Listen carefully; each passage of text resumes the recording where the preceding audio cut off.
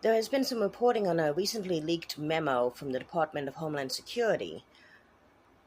This memo outlines their plans to essentially militarize the United States, to merge the Department of Homeland Security, immigration enforcement, with the existing military into one sort of overall infrastructure and turn the might of that infrastructure inwards to policing, patrolling, and regulating, if you will, the subjects of the United States.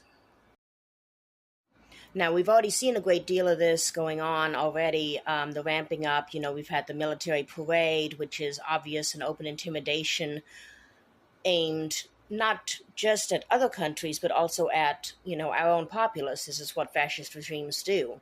Then, of course, releasing the National Guard and the Marines in Los Angeles against the will of their governor.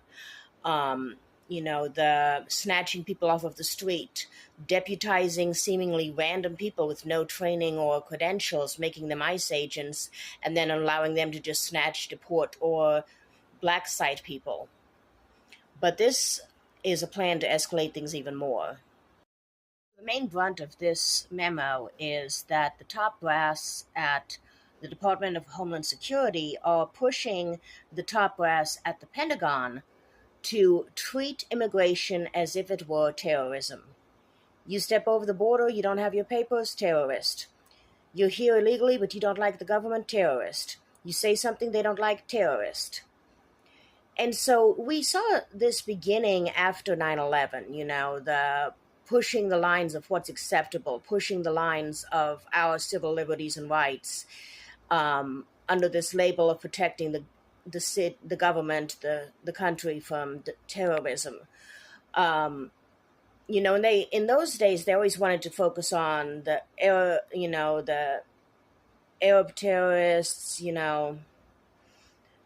the Muslims, all of this kind of thing, the exterior terrorists, but they never wanted to focus on the domestic terrorists, the white national terrorists, the Christian national terrorists.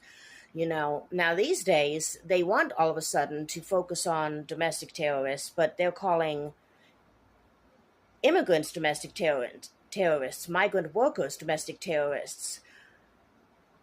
And again, completely ignoring the actual domestic terrorists, which at this point, ICE are actually domestic terrorists. The Department of Homeland Security is acting as domestic terrorists. Let's be real about that. But they still want to ignore, like, the Proud Boys and all these other homegrown groups because they support them, because they're white, or because they